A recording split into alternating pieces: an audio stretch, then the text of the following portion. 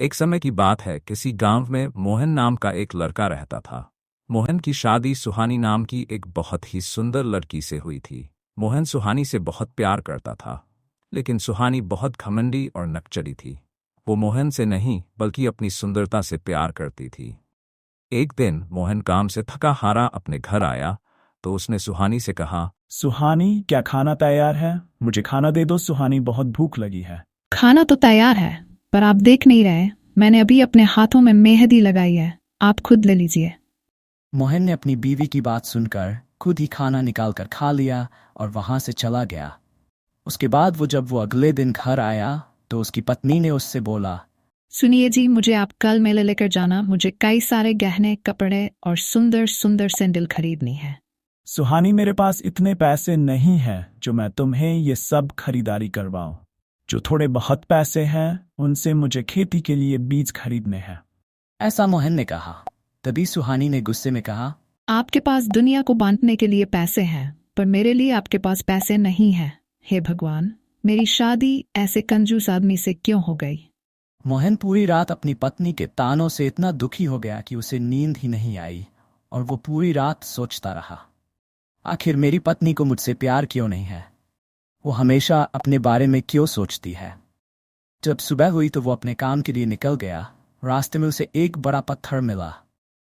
पत्थर देखकर वो बोला, अरे, ये इतना बड़ा पत्थर यहाँ बीच सड़क पर कैसे आया? इस पत्थर से किसी को चोट लग सकती है। मैं इसे सड़क के किनारे रख देता हूँ। मोहन ने अपनी पूरी ताकत से उस पत्थर को वहां से हटा दिया।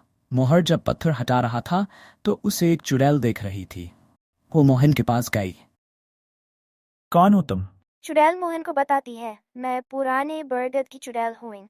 आज सुबह से लोग इस रास्ते से जा रहे हैं, लेकिन किसी ने भी इस पत्थर को नहीं हटाया। तुम बहुत अच्छे इंसान हो, मैं तुमसे बहुत खुश हूँ। बताओ, तुम्हें क्या चाहिए? मुझे जाने दीजिए, मुझे कुछ नहीं चाहिए। ये कहकर मोहन वहां से भाग गया, लेकिन चुड़ैल ने अपनी मायावी शक्ति से मोहन के बारे में पता लगा लिया।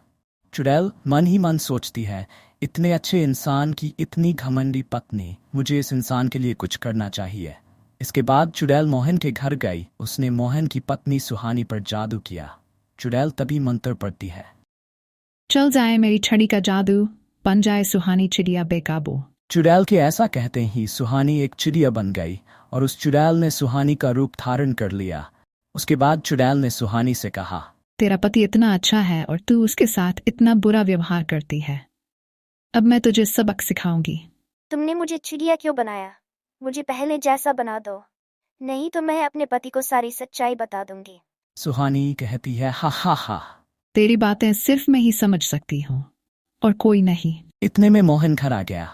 उसके घर में आते ही चिड़िया पैरों से लिपट गई। चिड़िया देखकर मोहन बोला, ये चिड़िया हमारे घर में कहाँ से आई? कई बार से आ गई, अब जा नहीं रही। रहने दो इसे यहीं, आप हाथ मुंह धो लीजिए, मैं आपके लिए खाना लगा देती हूँ।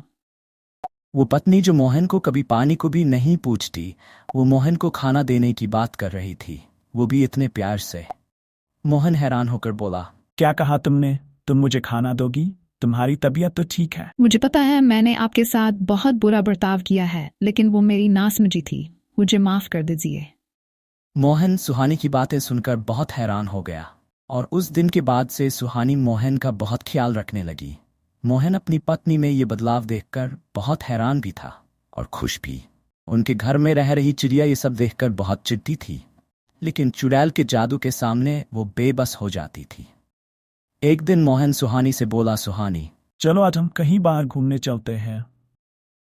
आज मैं तुम्हें खरीदारी कराऊंगा। तुम्हें बहुत शौक ना गहने खरीदने का? अरे मेरे पास तो सब कुछ है, आप फिजूल में पैसे खर्च क्यों रहे हैं?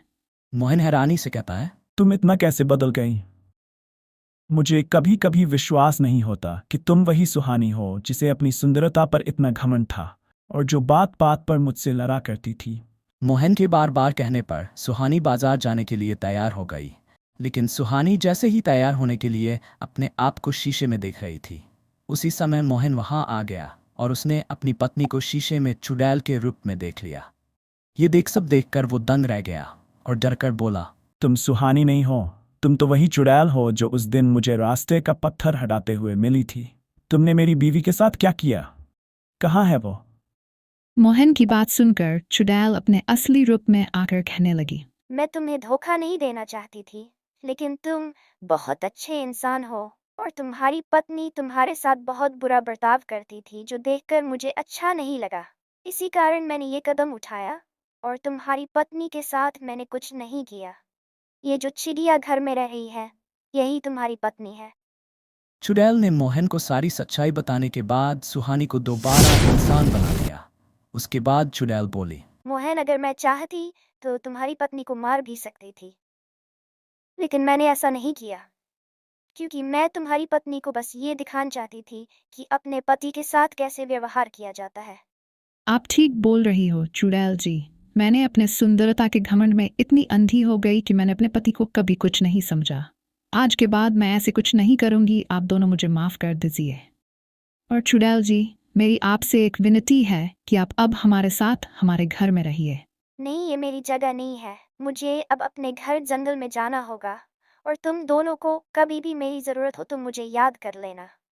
मैं आ जाऊंगी। ये कहकर चुड़ैल अपने जंगल लौट गई। इस तरह मोहन और सुहानी अपने घर में प्यार से खुशी खुशी रहने लगे।